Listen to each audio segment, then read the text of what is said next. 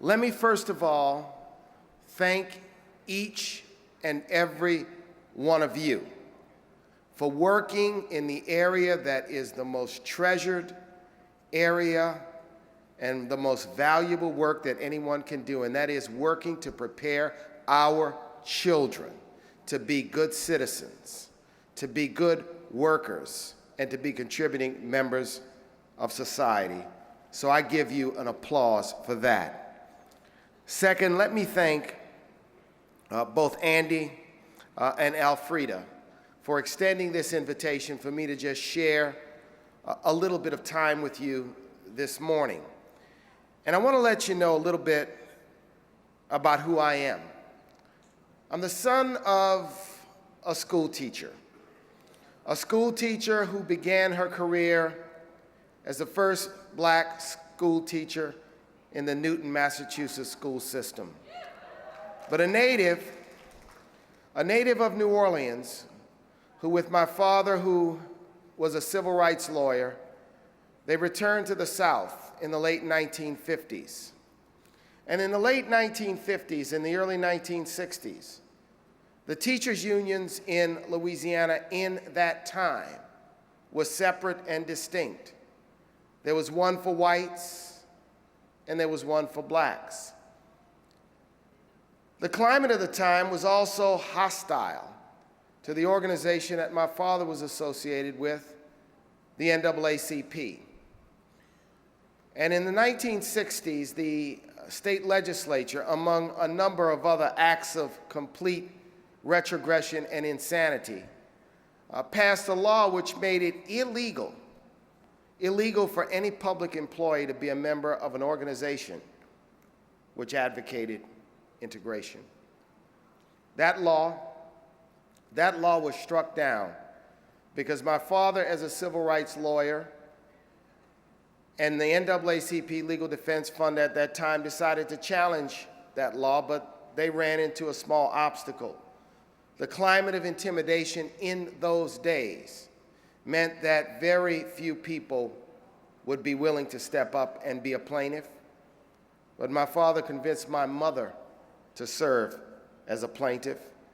And in the 1960s, that law was indeed struck down, giving public employees the right to be a member. In the aftermath of that, the two separate unions in Louisiana merged in the late 1960s to become one strong, unified force on behalf of teachers and public education. So I stand here proudly as one who comes from a family of educators that toiled and worked very hard in trying to bring the best that they had to school children in elementary and secondary education in the 1950s, 60s, 70s, and 1980s. So I'm proud to be here, and I'm proud to be with you. Now, I came to Florida, and I know, isn't there a little election going on here? Just a little election, and I am not here because I don't endorse candidates, at least not anymore. But I did want to just say a few things. I'm tempted to say this, and I want to give you some fast comments about Kendrick Meek, Charlie Crist, and Marco Rubio. Now, Kendrick Meek, who I've known, admire, and respect, is the kind of elected official I modeled myself on. Kendrick Meek is not the kind of person who plays uptown and prays downtown. Not the kind of person, which is all too often in politics today, elected officials who, when they are on the east side, they play white-collar politics.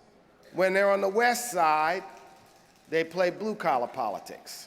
And when they're on the north side, they play Roman-collar politics. And so I like Kendrick Meek. Now, I like Charlie Crist because he's got a great smile. And I like Marco Rubio because he wears nice suits. But ladies and gentlemen, the most important thing to remember is that in this time of great challenge, that it is a terrible mistake to allow cynicism and inaction to keep people from voting on Tuesday. It is a terrible, terrible mistake. And we've got to remove the commodity mentality from participating in democracy and return to the notion that participation in democracy by voting is an obligation. It's a requirement. It's something we must do, or we surrender our voice to those who do vote. So whatever you do, please do not just be satisfied with you fulfilling your obligation to vote. Make sure everyone within earshot, everyone within reach, everyone who's on your speed dial, you harass them, you encourage them, you talk to them, and you encourage them to vote, and you tell them who you're voting for too. Number two, this nation today finds itself at a very difficult crossroads. And this is a crossroads that is going to challenge this nation's future. Look what we've been through in the last decade in this nation. You all know all too well the 2000 election in this state, which ended up having a president being picked by the United States Supreme Court.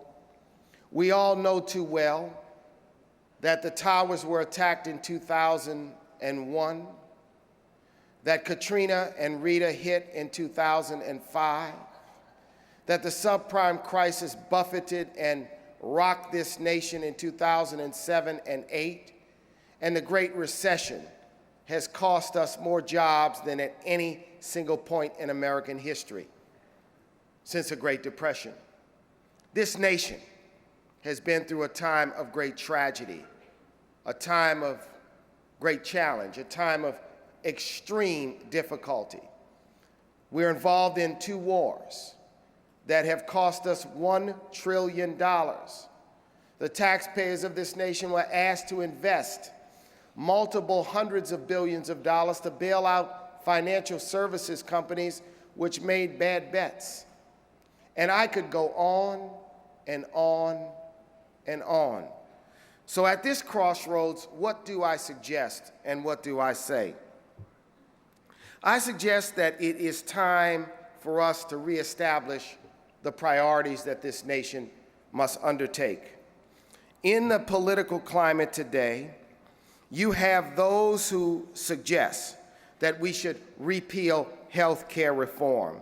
And I ask them, what do you do if you lose your job and your kid gets sick? Do you sell your home? There's some who say we should repeal financial reform.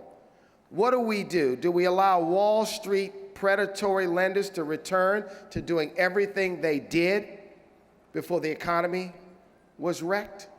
What do? We are at a time of great choice in this nation when it comes to so many critical and important issues.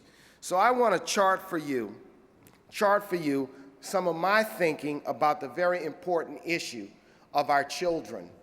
And I don't define it as education alone. I define it as the preparation of our children to be the leaders and citizens of tomorrow.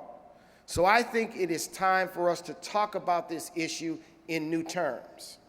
And the terms we should discuss this issue is by saying it is time to put the interests of children first. Children first, children first. And let me share with you what I call the 3 E's of a New Deal for education reform in this nation. First of all, we must embrace the idea that we have to set the bar of expectation in the right place. I am tired of people saying that a child from the inner city in Miami or Orlando or Washington or New York or Chicago cannot achieve, cannot be great, is destined for failure. We must set. I am also not willing to accept that the children of this nation can't compete in math and science with the children of China, or India or Germany. I'm not willing to accept that, and you should not be willing to accept that either. We must set the bar of expectation, but we must set the bar of expectation and accountability so that it extends not only to accountability to those who are in the classroom, but accountability for politicians who offer rhetoric without funding.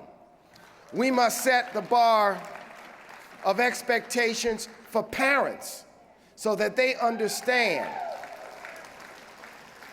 that education and this public school system is not a machine that you put a child in on one side and they come out as a perfect child on the other side. We must set the bar of expectation. We must set the bar of expectation so that when we talk about our children, we are talking about the system of preparation and education from birth through the end. I say we must have a system of early childhood education for now.